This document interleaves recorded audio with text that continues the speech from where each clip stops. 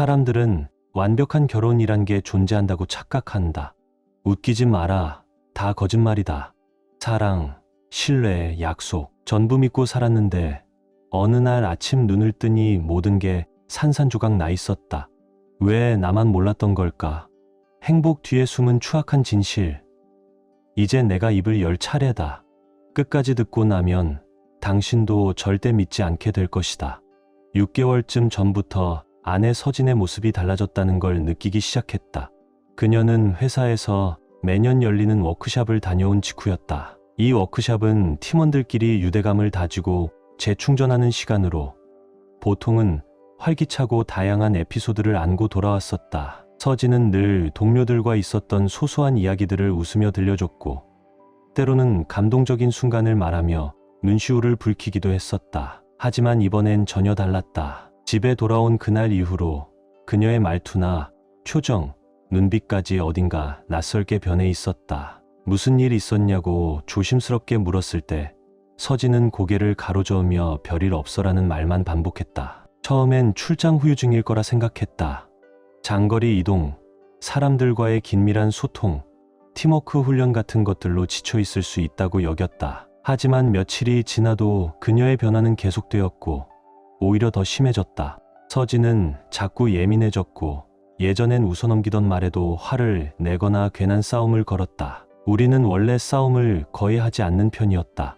각자 배려하며 지내온 부부였고 관계도 평온하고 건강하다고 믿고 있었다. 하지만 그 평화는 어느 순간부터 서서히 균열이 생기더니 매일같이 긴장감이 흘렀다. 그녀는 마치 무언가에 화풀이를 하듯 사소한 말에도 짜증을 냈고 싸움이 빈번해졌다. 내가 농담처럼 건넨 한마디가 한숨으로 되돌아오거나 때로는 싸움의 불씨가 되었다. 도무지 이해할 수 없었다.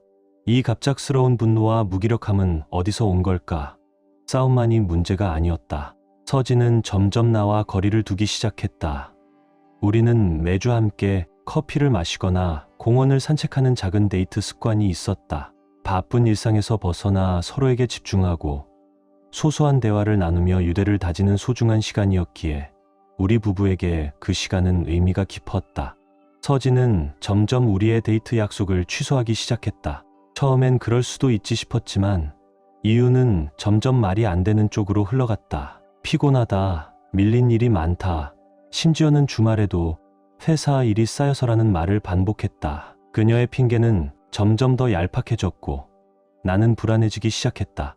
함께한 시간들, 웃음소리, 서로의 눈을 바라보며 이야기하던 그 따뜻한 연결이 사라져가는 듯했다. 서진의 감정 기복도 점점 심해졌다. 어느 순간엔 멀쩡해 보이다가도 다음 순간엔 무뚝뚝하고 냉랭해지며 혼자만의 세계로 숨어버렸다. 그럴수록 내 머릿속엔 지워지지 않는 의심이 맴돌았다. 혹시 나에게 마음이 식은 걸까? 아니면 더 최악의 경우 다른 누군가에게 마음이 옮겨간 건 아닐까? 그런 생각을 하기 싫었지만 그녀의 변화는 너무 급격했고 낯설기만 했다. 그래서 결국 조심스럽게 내 불안을 털어놓았다. 서진은 단호했다. 다른 사람은 없어. 너밖에 없어.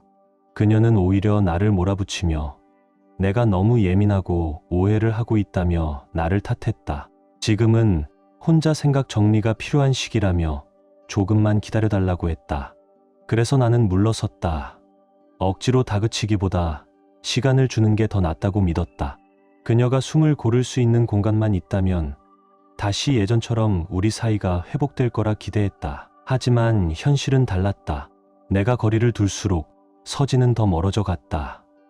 그녀는 퇴근 시간을 넘기기 일쑤였고 내가 잠든 후에야 집에 들어오는 날도 많아졌다. 예전 같았으면 하루 일과를 얘기하며 웃고 떠들었을 텐데 이젠 집에 돌아와도 아무 말이 없었다.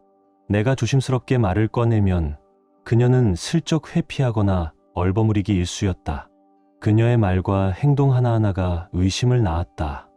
더는 이대로는 안 된다고 판단한 나는 부부 상담을 제안했다. 누군가 중립적인 제3자의 도움이 있으면 서진도 마음을 열고 우리가 어디서부터 어긋났는지 돌아볼 수 있을 거라 믿었기 때문이다. 놀랍게도 서진은 내 제안을 단칼에 거절했다. 그녀는 우리 관계를 함께 들여다보기 전에 자기 자신을 먼저 돌아보고 싶다며 개인 상담을 받겠다고 했다. 내 기대와는 달랐지만 나는 그녀의 결정을 존중하기로 했다. 무엇보다 그녀가 어떤 방식으로든 지지받고 있다는 느낌을 갖길 바랐기 때문이다. 그녀는 곧 산부인과 의사를 찾았고 일주일에 3번, 2시간씩 진료를 받기 시작했다. 나는 자세한 걸 묻지 않았다. 그저 그녀가 신뢰할 수 있는 사람과 제대로 된 상담을 받고 있다고 믿고 싶었다. 내가 바랐던 건 단 하나였다. 그녀가 마음속 혼란에서 벗어나 다시 평온을 되찾고 그 끝에 우리도 다시 예전처럼 이어지기를. 상담을 받고 온 날의 서진은 조금 가벼워진 듯 보였다. 표정도 밝아졌고 무거운 짐을 내려놓은 사람처럼 느껴졌다. 나는 이것이 관계 회복의 신호이자 우리 사이에 새로운 장이 열리는 시작점이 되기를 간절히 바랐다. 그러나 상황은 더욱 기묘하게 흘러가기 시작했다.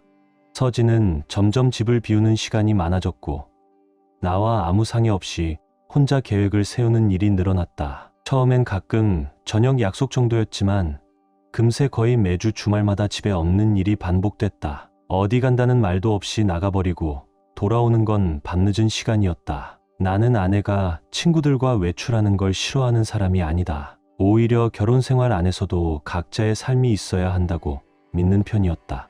하지만 최소한 알려는 줬어야 했다. 그녀의 잦은 외출과 무관심한 태도는 결혼이라는 울타리 안에서 내가 혼자 남겨진 것 같은 느낌을 들게 했다. 서진은 내가 얼마나 그녀와의 시간, 그 친밀함을 그리워하고 있었는지 전혀 눈치채지 못하는 듯했다. 그보다 더 충격적인 건 우연히 알게 된 진실이었다. 아내는 단지 친구들과 어울리는 것이 아니었다. 낯선 남자들과 함께 클럽에서 춤을 추고 술을 마시고 있었다는 사실을 그녀에게 들은 것도 아니었다. 우리 동네에 사는 몇몇 지인들 아내를 잘 아는 사람들이 나에게 조심스럽게 말해줬다. 그들은 서진이 강남의 한 클럽에서 낯선 남자들과 어울리는 모습을 봤고 술에 많이 취해 평소의 서진과는 전혀 다른 모습이었다고 했다. 그 순간 가슴이 철렁 내려앉았다. 다른 사람들 눈엔 그녀가 그렇게 보이고 있었는데 나는 집 안에서 그 사실조차 모르고 있었다니. 그들은 그녀가 내 아내라는 걸 단번에 알아봤다. 내가 알지도 못하는 사이에 아내가 다른 사람들 앞에서 그런 모습을 보였다는 사실이 너무도 수치스러웠다. 남들은 그녀를 바라보고 있었고 나는 그런 일조차 모른 채 철저히 소외된 남편으로 남아 있었다. 혼란스러움과 창피함, 그리고 그녀의 변화가 남긴 불안감이 뒤엉켜 나는 도무지 갈피를 잡을 수 없었다. 용기를 내어 그 이야기를 조심스럽게 꺼냈다. 무슨 일이 있었는지 솔직하게 대화해보고 싶었다. 하지만 서진은 내 걱정을 우습게 여겼다. 그냥 스트레스 푸는 거야. 춤 좀 추고 사람들하고 이야기 좀 했다고 문제야? 그녀는 마치 낯선 사람들과 어울리는 일이 아무렇지 않다는 듯이 말했고 그런 그녀의 모습은 더 이상 내가 알던 서진이 아니었다. 나는 충격에 말을 잇지 못했다. 그녀는 내 상처를 헤아리려 하지 않았고 오히려 나에게 별것도 아닌 일로 왜 이러냐며 불쾌한 기색을 보였다. 그러더니 어느 순간부터는 집안일도 손에서 놓아버렸다. 우리는 맞벌이를 하며 집안일은 철저히 분담해왔다. 나는 매일 요리하고 도시락을 싸는 일을 맡았고 서진은 설거지와 세탁기 사용, 빨래 정리는 내가 했다. 정원 손질 같은 바깥일도 내 몫이었다. 그렇게 오랜 시간 큰 문제 없이 역할을 나누며 살았고 서로에게 공평하다고 느껴왔다. 그런데 서진은 갑자기 그 균형을 깨뜨렸다. 왜 나만 이렇게 일해야 해? 다른 사람들은 다 편하게 사는 것 같아. 그녀는 친구들과 비교하며 억울하다는 듯 불만을 털어놓았다. 회사도 힘든데 집까지 챙기는 건 너무 벅차다며 이젠 집안일은 하고 싶지 않다고 못을 박았다. 나는 그녀의 감정을 이해해보려 노력했지만 현실은 무시할 수 없었다. 그래서 차분히 말했다. 그럼 일 그만둘래? 당신이 집을 돌보면 나는 바깥일 더 열심히 할게. 사실 그게 우리가 생각할 수 있는 가장 현실적인 대안이었다. 우리 주변 이웃들도 대부분은 아내가 전업주부였다. 그런 구조 속에서 서로 맞춰가는 건 특별할 게 없는 일이었다. 나는 서진에게 선택권을 줬다. 일을 계속하고 싶으면 우리 둘 다 책임을 져야 해. 나도 힘든데 당신만 지친 척하면 안 되지 않아? 하지만 만약 회사를 그만두고 싶지 않다면 서진은 우리가 집안일도 함께 책임져야 한다는 걸 인정해야 했다. 나는 내가 맡은 집안일에 대해 단 한 번도 불평한 적이 없었는데 왜 이제 와서 이런 말을 꺼내는 걸까? 그녀는 단호했다. 회사 일도 벅찬데 집에 와서 또 일하는 건 못하겠어. 요즘은 다 남편이 알아서 해준다더라. 그 말에 어이가 없었지만 나는 일단 받아들이기로 했다. 그녀는 최소한 당분간이라도 집안일에서는 손을 떼겠다고 선언한 셈이었다. 당신이 좀 더 도와줘. 나 지금은 여유가 없어. 그날 이후 나는 혼자서 온 집안을 책임졌다. 요리, 청소, 빨래, 설거지, 정리정돈까지 모든 일이 내 손을 거쳐야 했다. 그래도 언젠가는 그녀가 내 노력을 알아주겠지 싶었다. 하지만 돌아오는 건 무관심과 침묵뿐이었다. 고마움은커녕 눈길조차 주지 않았다. 그러던 어느 날 정말 상상도 못한 이야기를 들었다. 2달 전부터 서진이 동네 사람들에게 나에 대한 험담을 하고 다닌다는 소문이었다. 그 소식을 전해준 건 오래 알고 지낸 이웃 아저씨들이었다. 그들의 아내가 서진과 아는 사이였고 이 이야기 도중 서진이 내게 한 말들을 듣게 되었다고 했다. 그녀는 나를 지배적이고 독선적인 남편으로 묘사하고 있었단다. 남편이 날 숨 쉬게 놔두질 않아. 내가 뭘 하든 다 간섭하고 나다운 삶을 살 수가 없어. 몇몇 아주머니들이 더 캐물으니 서진은 결혼 후 점점 남편이 나를 틀에 가두고 내 인생의 재미를 다 없애버렸다고 말했단다. 그래서 자기는 남편 몰래 다른 남자들과 어울리기 시작했다는 말도 덧붙였다고. 그녀는 결혼 후 너무 오랫동안 눌려 살았고 이제야 여자로서의 자신을 되찾고 싶다는 말까지 했다고 한다. 처음엔 믿을 수 없었다. 내가 아는 서진은 우리 관계에 대해 남에게 함부로 말하지 않는 조심스러운 사람이었다. 사적인 이야기를 특히 지인들과 나누는 건 꺼리던 사람이었는데 어쩌다 이렇게까지 바뀌었을까? 그녀가 왜 나에 대해 거짓말까지 했을까? 나는 한 번도 서진에게 무언가를 강요하거나 막은 적이 없었다. 그녀는 지난 몇 달간 하고 싶은 걸 다 하며 살았다. 나는 조용히 묵묵히 곁에서 지켜보는 쪽이었다. 그런데 이제 와서 그녀는 내가 유독하고 억압적인 남편이라며 비난했다. 나는 더는 참을 수 없었다. 솔직하게 맞서기로 했다. 지인들에게 들은 이야기들을 서진에게 전하며 사실이냐고 물었다. 정말 그렇게 내 얘기를 하고 다녔냐고. 그리고 왜 그런 이야기를 그것도 타인들에게 꺼냈는지 알고 싶었다. 놀랍게도 그녀는 아무런 반박도 하지 않았다. 조용히 아주 담담한 목소리로 말했다. 맞아. 말했어. 그냥 답답해서 그랬어. 우리 사이가 점점 불확실해지고 불만이 쌓이던 시기였고 그 감정을 누군가에게 털어놓고 싶었다고 했다. 나는 되물었다. 정확히 무슨 말이 하고 싶었던 건데 그때 서진은 그동안 받았던 심리 상담에 대해 처음으로 입을 열었다. 그녀의 산부인과 의사는 그녀의 현재 삶에서 어떤 호르몬이 결핍되어 있는지를 짚어줬다고 한다. 그 감정은 바로 설렘이었다. 그녀는 마치 감정이 다 닳아버린 사람처럼 무표정하게 말했다. 넌 이제 너무 뻔하고 지루해. 우리 결혼은 안정적이긴 한데 그게 다야. 더 이상 설레는 게 없어. 그 말은 내 가슴을 깊게 후벼 팠다. 우리가 함께 쌓아온 삶, 그 속에서 그녀가 충분히 행복해했으리라 믿었는데 그 모든 기억이 하루아침에 무너져 내리는 기분이었다. 나는 차분히 그녀에게 말했다. 예전엔 내가 행복하다고 했잖아.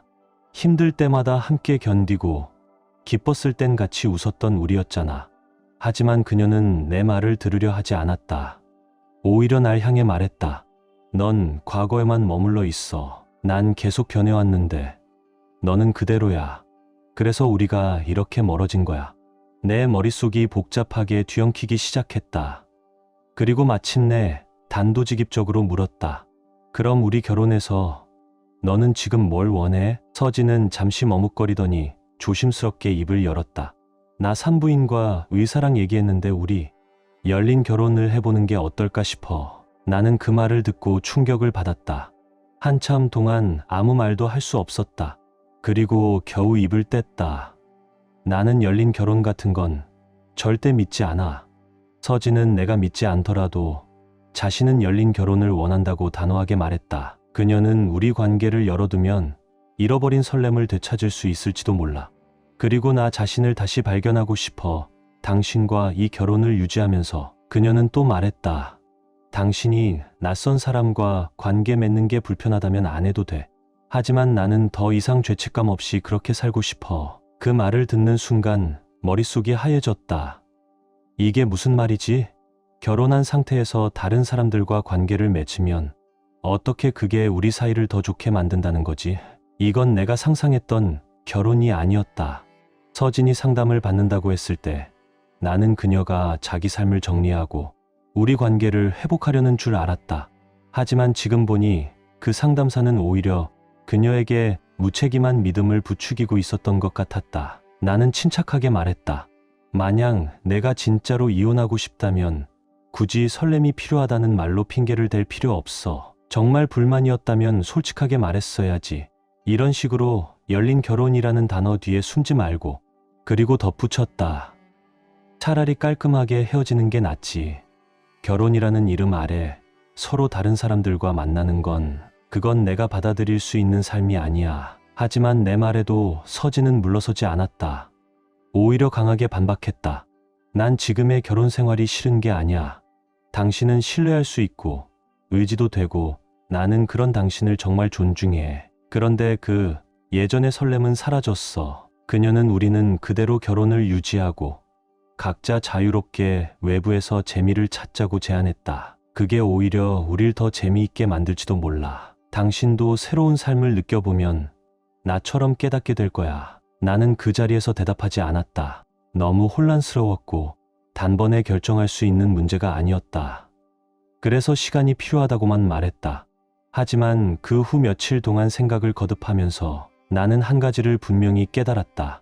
열린 결혼은 내 방식이 아니며 더 이상 나는 지금의 서진과 함께할 수 없다는 것이었다. 시간이 지나면서 서진은 너무 많이 변해버렸다. 나는 이제 더 이상 그녀를 알아볼 수조차 없었고 그녀 곁에 있다는 느낌도 들지 않았다. 입는 옷부터 달라졌다. 예전엔 단정하고 편안한 스타일을 좋아하던 사람이 요즘은 노출이 많고 시선을 끄는 옷들만 골라 입었다. 항상 휴대폰을 손에서 놓지 않았고 누군가와 채팅하느라 바빴다. 그 모습은 마치 전혀 다른 삶을 살기 시작한 사람이었다. 그녀와 나, 한때는 같은 가치를 공유하던 사이였지만 이젠 우리가 함께 믿고 쌓아온 원칙들이 그녀 삶에선 더 이상 의미 없어 보였다. 그녀는 나와의 대화를 거의 하지 않았고 집안일에 대한 책임감도 완전히 잃어버렸다. 이제 나는 파트너가 아닌 그저 함께 사는 룸메이트처럼 느껴졌다. 나는 점점 확신하게 되었다. 지금의 서진은 내가 함께하고 싶은 사람이 아니라는 걸. 누군가를 만나야만 자신의 존재감을 느끼는 사람, 그런 사람과는 더 이상 인생을 공유할 수 없었다. 나는 그동안 인내했다. 그녀가 정리할 시간을 주며 묵묵히 곁에 있었다. 하지만 이제는 알 수 있었다. 내가 사랑했던 서진은 사라졌고 우리의 관계를 책임이 아닌 편의로 여기는 사람이 그 자리에 남아 있었다. 그 사실이 마음을 깊이 아프게 했지만 동시에 받아들여야 한다고 느꼈다. 이제는 놓아줄 때라는 걸. 나는 할 수 있는 모든 걸 했다. 하지만 그것만으로는 충분하지 않았다. 2주간 깊은 고민 끝에 나는 서진과 마주 앉아 이혼을 원한다고 말했다. 그동안 느꼈던 모든 이유를 차분히 설명했고 내 결정을 존중해달라고 부탁했다. 하지만 서진은 금세 얼굴을 붉히며 소리를 높였다. 너무 예민하게 굴지 마. 이혼까지 생각할 일은 아니잖아. 그녀는 내가 지나치다고 자신이 제안한 새로운 방식의 삶을 왜 받아들이지 못하느냐며 따졌다. 나는 감정을 억누르며 말했다. 그건 내가 원하는 삶이 아니야. 너무 급진적이고 나한텐 낯설어. 내 방식이 옳고 그르다는 게 아니라 나는 그걸 받아들일 수 없어. 그게 전부야. 하지만 내가 한마디 할 때마다 서진은 점점 더 격해졌다. 그리고 갑자기 나를 향해 소리쳤다. 결국 너는 노력조차 하지 않는 거야. 우리가 이렇게 된 게 다 너 때문이야. 놀랍지는 않았다. 서진은 늘 그랬다. 문제가 생기면 책임을 회피하고 나만 탓하는 데 익숙한 사람이었다. 나는 끝까지 대화를 시도했지만 그녀는 한 발자국도 물러서지 않았다. 이젠 더 이상 대화가 통하지 않는다는 걸 깨달은 나는 서진에게 조용히 말했다. 그만 나가줘. 여긴 내 집이고 이제 우리도 끝이야. 서진은 분노에 휩싸였다. 나가라고? 내가 뭔데 그런 말을 해? 너 진짜 이혼 강행하면 너 인생 망가뜨릴 거야. 그녀의 날선 말과 태도는 오히려 내 결심을 더 굳히게 만들었다. 나는 감정을 억누른 채 더 이상 상황을 키우지 않았으면 해. 이 정도에서 그만하자 라고 조용히 말했다. 결국 그녀는 내 말을 따랐지만 감정 폭발을 주체하지 못한 채 떠났다. 집 안의 물건을 여기저기 집어던졌고 분노에 못 이겨 내 차를 긁어놓고는 그대로 사라졌다. 다행히 나는 이 모든 장면을 사진과 영상으로 증거로 남겨두었다. 앞으로 어떤 일이 생길지 모르기에 스스로를 보호하기 위한 조치였다. 이렇게 우리의 관계는 한때는 누구보다 소중했던 인연이었지만 결국 서글프고도 처참한 끝을 맞이하게 되었다. 그 후에도 서진은 나를 가만두지 않았다. 문자 메시지로 나를 비난하며 내 남성성까지 조롱했고 동네 사람들에게는 내가 그녀를 강제로 쫓아냈다며 헛소문을 퍼뜨렸다. 심지어 결혼을 지키려는 노력도 하지 않고 도망친 비겁자라는 말까지 했다고 들었다. 저는 이제 더 이상 스스로를 속이지 않습니다. 서진은 아마 바람을 피웠을 겁니다. 한 번이 아니라 여러 번일 수도 있죠. 그래서 그렇게 당당하게 열린 결혼을 제안할 수 있었던 걸 겁니다. 그녀는 내 곁에 머물며 안정적인 결혼의 이점은 누리되 정작 관계를 지키기 위한 노력은 단 한 번도 하지 않았습니다. 왜 이렇게 되었는지 솔직히 아직도 모르겠습니다. 처음부터 나를 사랑하지 않았던 건지, 시간이 지나며 마음이 변한 건지, 이젠 중요하지 않습니다. 그녀는 여전히 모든 책임을 내게 전가하며 음성 메시지를 남기고 스스로 잘못한 건 하나도 없다고 주장하고 있습니다. 솔직히 이제 지쳤습니다. 서진은 그동안 계속 연락을 해왔고 며칠 전부터는 꼭 한번 만나자며 계속해서 문자를 보내왔습니다. 나는 고민 끝에 오늘 마주 앉아보기로 했습니다. 내 마음 한구석은 아직도 희망을 갖고 있었던 것 같습니다. 그녀가 이제라도 솔직하게 모든 걸 털어놓고 우리 사이에서 일어났던 일들에 대해 책임을 받아들일 준비가 되었기를 바라며 말이죠. 하지만 자리에 앉자마자 서진은 또 다른 이야기를 꺼냈다. 이번엔 상담사가 내게 문제가 있다고 했다는 이야기였다. 내가 상담사랑 얘기했거든. 너는 단지 상황이 힘들어졌다는 이유로 결혼을 벌이려고 한다고 하더라. 그녀 말에 따르면 나는 서진의 요구를 받아들이지 않음으로써 처음에 약속했던 부부의 역할을 저버린 사람이었다. 그뿐만이 아니었다. 서진은 조건만 맞춰주면 자신이 나를 다시 받아줄 수도 있다고 말했다. 나는 어이가 없었다. 다시 받아준다고? 내가 이혼하자고 한 거 기억은 하니? 재미삼아 물어봤다. 그래서 그 조건이라는 게 뭐야? 서진은 태연하게 말했다. 열린 결혼을 받아들이고 내가 회사도 그만두고 여유롭게 살 수 있도록 해줘. 이젠 스트레스 없는 삶을 살고 싶어. 그 말을 듣고 나는 그 자리에서 웃음이 터져버렸다. 처음엔 농담인 줄 알았다. 하지만 그녀는 진지했다. 이 모든 일이 벌어졌음에도 불구하고 어떻게 이런 터무니없는 요구를 당당하게 말할 수 있는 걸까? 내게 이런 걸 받아들이라고 기대하고 있는 건가? 그녀의 현실 감각이 이렇게까지 무너졌다는 사실에 경악할 수밖에 없었다.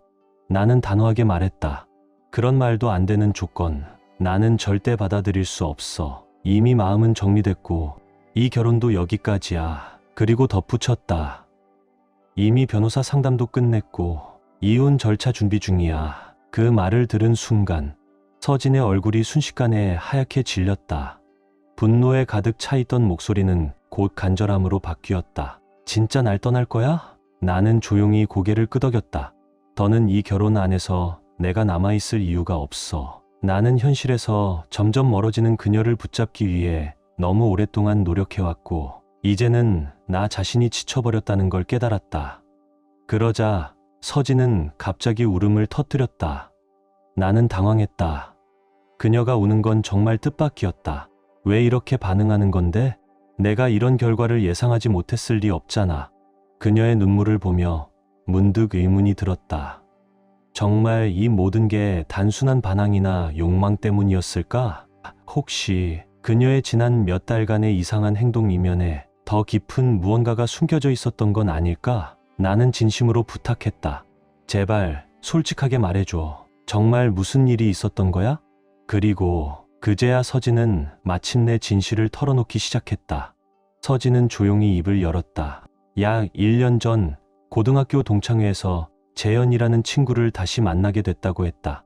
그는 SNS에서 연애 전문가를 자처하며 활동하는 사람이었고 당시엔 그저 옛 추억을 나누는 친구로 다시 이어졌다고 했다. 하지만 시간이 갈수록 둘은 자주 만나게 되었고 긴 대화를 나누며 다시 가까워졌다고 했다. 그러면서 서진은 재현이 자신의 삶에 점점 더 큰 영향을 미치기 시작했다고 털어놨다. 그는 서진에게 지금 결혼 생활이 행복하냐고 물었고 내 얘기와 우리의 관계에 대해 자꾸 캐묻기 시작했다고 한다.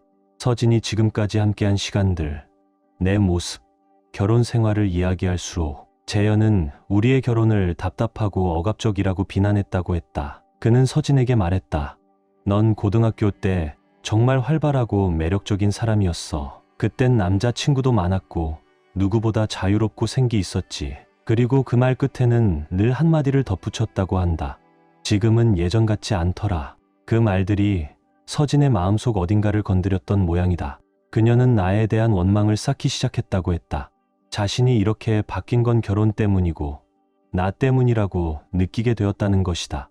하지만 그녀는 자신의 선택과 변화에 대해 책임지려 하지 않았다. 그 모든 실망과 불만을 나에게 투사한 채 조금씩 마음을 닫아갔고 마침내는 확신하게 됐다고 한다.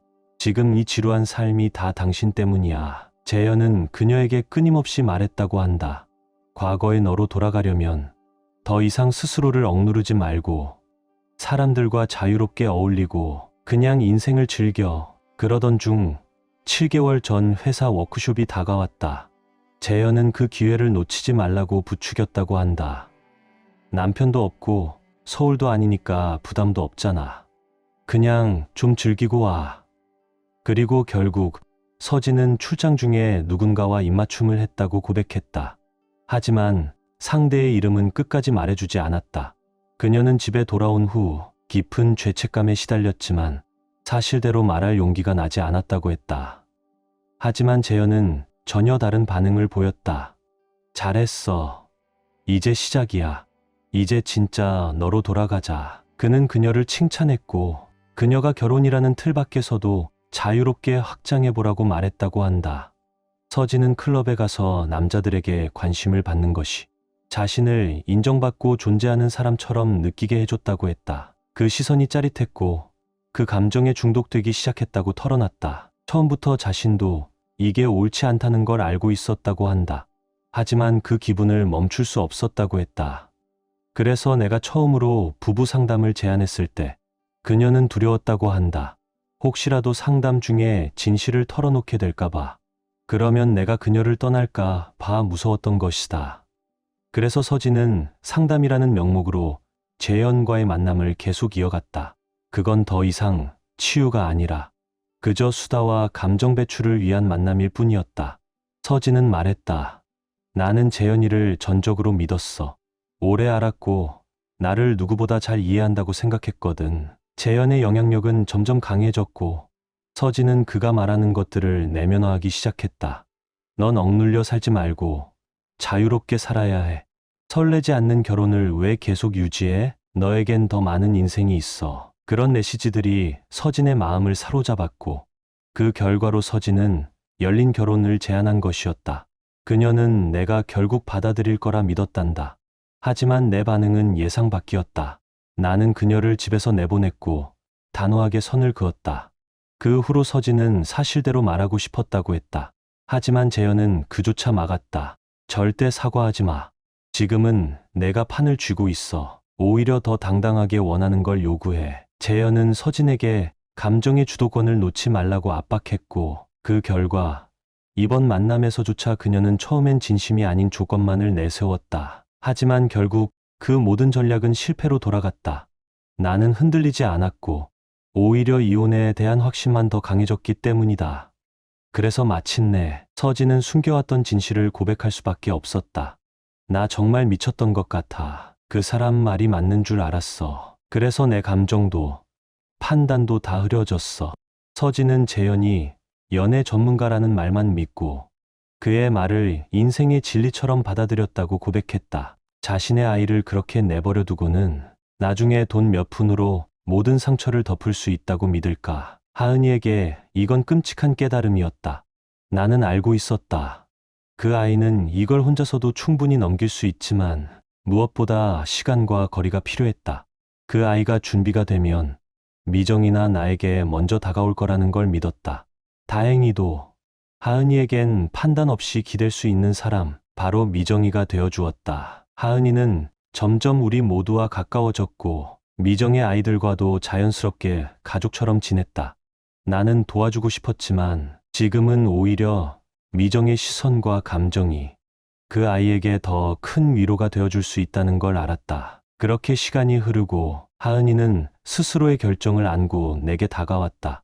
아빠, 나 소송은 하지 않을게요. 그녀는 더 이상 이 문제를 끌고 가고 싶지 않다고 말했다. 끝없이 이어지는 법정 다툼 속에서 다시 어둠에 갇히고 싶지 않았다고, 과거의 그림자에서 벗어나 이제는 자신의 미래에 집중하고 싶었다.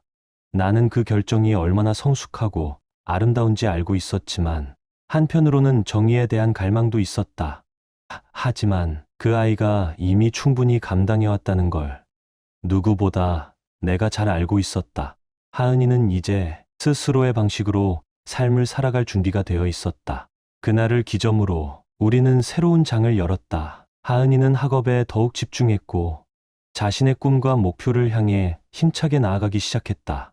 그리고 미정과 나는 그 아이가 그 길에서 흔들리지 않도록 곁에서 조용히 응원하고 도와주었다. 그리고 나 자신에 대해서도 이 모든 일이 꿈만 같았다. 이보다 더 따뜻한 결말은 없었을 것이다. 이제 나는 새 아이와 놀랍도록 사랑스러운 아내와 함께 있다. 그 긴 여정은 때론 고통스럽고 때론 끝이 보이지 않았지만 우리는 결국 서로에게 돌아왔다. 그 무엇보다 그것이 이 이야기의 진짜 성공이었다. 이 글을 읽고 공감해주신 여러분, 진심으로 감사드립니다. 이건 정말 믿을 수 없는 여정이었지만 우리는 이제 진정한 회복을 향해 나아가고 있습니다.